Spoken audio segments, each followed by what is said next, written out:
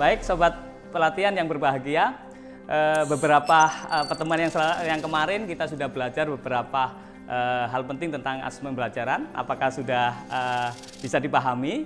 Dan selanjutnya kita akan masuk kepada materi yang paling penting juga ini dipelajari, yakni bagaimana pendidik melaporkan kemajuan hasil belajar peserta didik. Nah, baik, kita akan bersama-sama memulainya. Sudah siap? Kita akan masuk pada bagaimana deskripsi tadi, pengolahan hasil asesmen tadi itu, baik setiap TP maupun di akhir asesmen akhir semester, maka bagaimana mengolahnya tentu akan kita pelajari selanjutnya. Sobat pelatihan yang berbahagia, apakah sudah paham dengan tadi bagaimana cara mengolah hasil asesmen? Baik, terima kasih. Kayaknya sudah mudah ya untuk bisa melihat bagaimana cara mengolahnya. Nah, baik, selanjutnya kita akan lanjutkan dengan membahas tentang bagaimana hasil asesmen yang sudah diolah tadi kemudian nanti dilaporkan menjadi laporan kemajuan hasil belajar peserta didik. Nah, baik. Yang perlu dipahami adalah yang pertama dalam menyuguhkan report kemajuan hasil belajar peserta didik adalah tidak hanya rapor, tetapi guru bisa berbagai macam metode bisa digunakan. Yang pertama yang mungkin sudah familiar adalah raport. Nah, yang kedua adalah portofolio. Yang ketiga adalah bentuknya adalah diskusi. Yang keempat adalah pameran karya. Nah, mungkin yang lazim selama ini digunakan guru adalah rapor.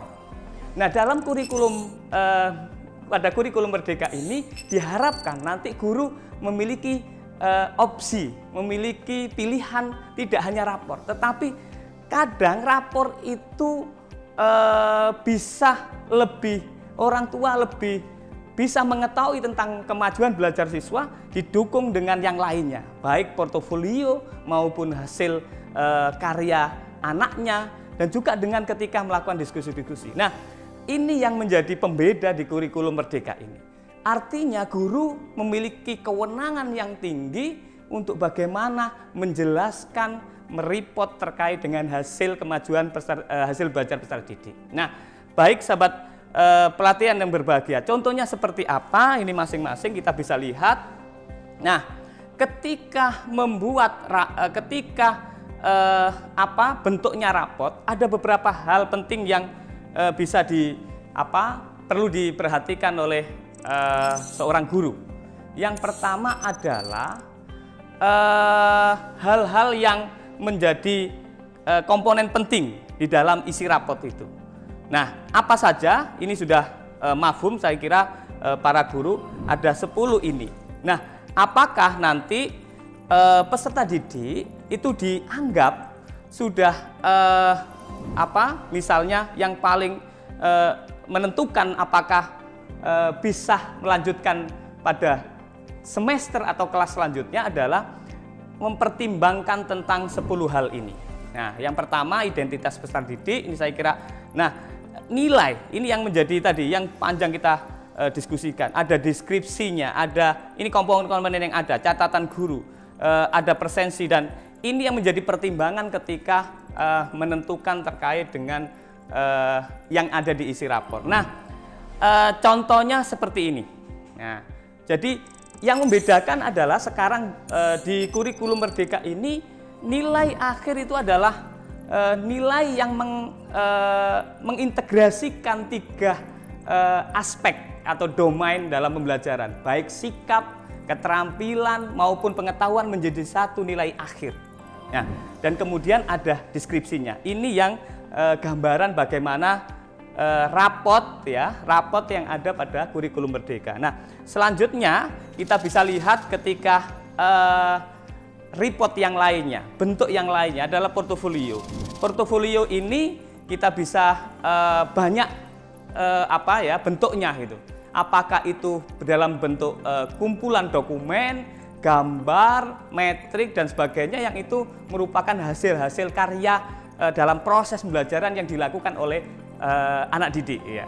Jadi apa saja yang menggambarkan bahwa ada dalam mencapai sebuah target kompetensi pembelajaran, dalam proses itu siswa dalam membuat dalam proses pembelajaran membuat karya-karya itu bisa dilihat antara karya satu kemudian karya yang dua itu menggambarkan tentang bagaimana anak berkembang terkait dengan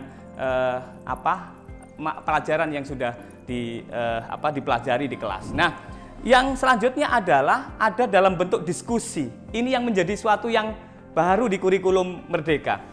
Ketika dalam bentuk rapor didukung dengan diskusi, itu akan menjadi lebih bermakna ya. Orang tua bersama peserta didik bersama guru, wali kelas, atau kalau di MI ada guru kelas, itu bersama-sama mendiskusikan tentang capaian pembelajaran anak.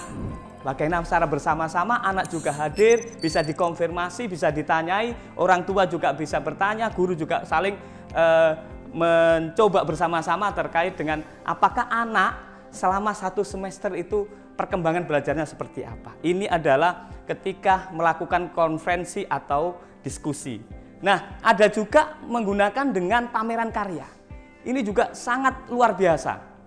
Pameran karya ini menggambarkan orang tua misalnya di akhir semester ketika melakukan ingin melihat perkembangan anaknya, bisa melihat tentang apa saja yang dilakukan selama 1 semester itu. Nah, maka bisa menggunakan pameran karya. Apa saja yang sudah di-create, sudah dilakukan peserta didik atau anaknya selama 1 semester itu bisa dilihat oleh orang tua. Maka orang tua bisa dengan bangganya melihat tentang apa yang sudah dilakukan oleh orang tua. Misalnya sekolah memiliki program-program yang apalagi di kurikulum Merdeka ada namanya proyek penguatan profil pelajar Pancasila dan profil pelajar rahmatan lil alamin. Maka karya-karya itu bisa dilihat ketika madrasah menggelar pameran karya. Nah, anak dan orang tua juga bisa berdialog di situ tentang kenapa membuat karya ini dan seterusnya. Ini artinya menggambarkan jadinya ketika kita ingin tahu tentang bagaimana anak belajar, anak mencapai sebuah kompetensi tertentu, maka bisa dilihat bertanya langsung tentang apa yang sudah dikuasai yang ditunjukkan dengan sebuah karya. Ini sobat pelatihan yang berbahagia, ada berbagai opsi yang bisa dilakukan oleh seorang pendidik, seorang guru ketika melaporkan tentang bagaimana pencapaian hasil belajar anaknya. Nah, baik, yang terakhir, yang penting dalam bagaimana kita terkait dengan laporan hasil belajar ini adalah terkait mekanisme kenaikan kelas. Nah, dalam kenaikan kelas ada beberapa hal penting yang mungkin ini menjadi penekanan dalam kurikulum Merdeka, yakni di dalam kurikulum Merdeka ini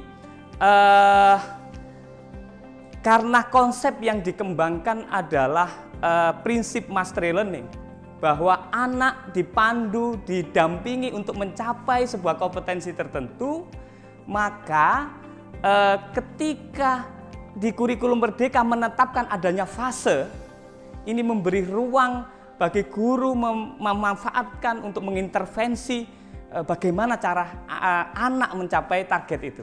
Nah, maka di sini ketika di awal guru menetapkan dalam 1 semester misalnya ada 5 TP yang harus diselesaikan anak. Ya, misalnya ada 5 TP misalnya, ya, ada 5 TP. 1, 2, 3, 4, dan 5.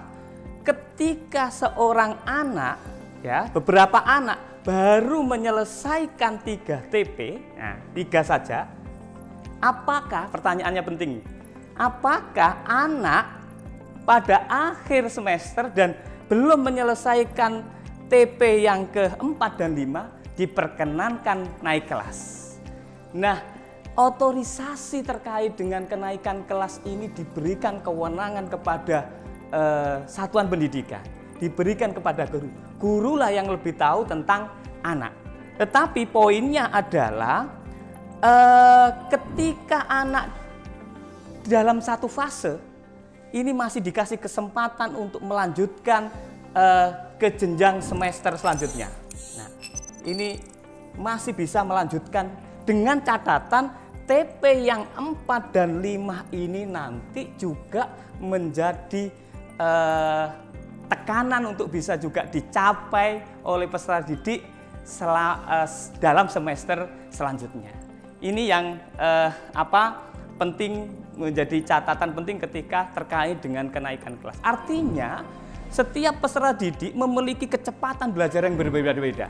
Maka untuk mencapai target kompetensi tujuan belajar yang ditetapkan tidak bisa kita beri ruang yang sangat sempit. Misalnya dalam 1 semester kemudian kalau tidak bisa maka dianggap peserta didik ini tidak mampu. Nah, inilah poin-poin penting yang perlu diperhatikan oleh satuan pendidikan madrasah maupun guru ketika bagaimana anak apakah bisa melanjutkan ke semester selanjutnya atau ke kelas selanjutnya.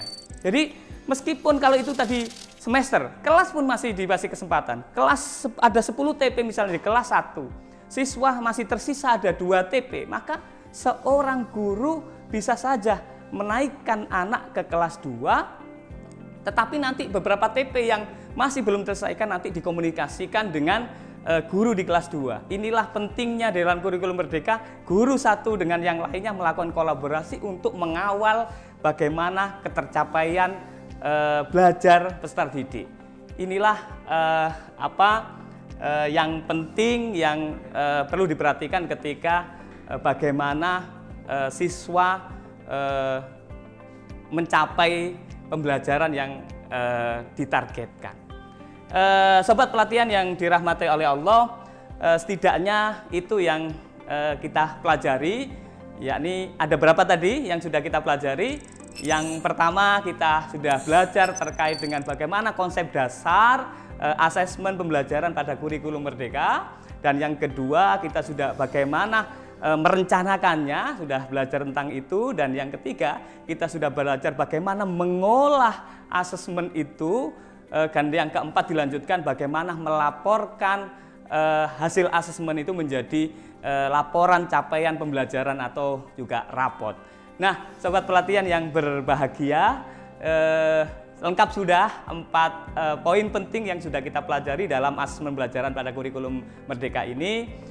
Semoga bermanfaat dan bisa menerapkan di dalam kelas pembelajaran. Itu yang bisa kami sampaikan. Semoga kita semua dalam bimbingan Allah, dalam ridha Allah untuk mengembangkan anak didik kita menjadi anak didik penerus bangsa ini. Akhiran, wallahul muwaffiq ila aqwamit thoriq. Assalamualaikum warahmatullahi wabarakatuh.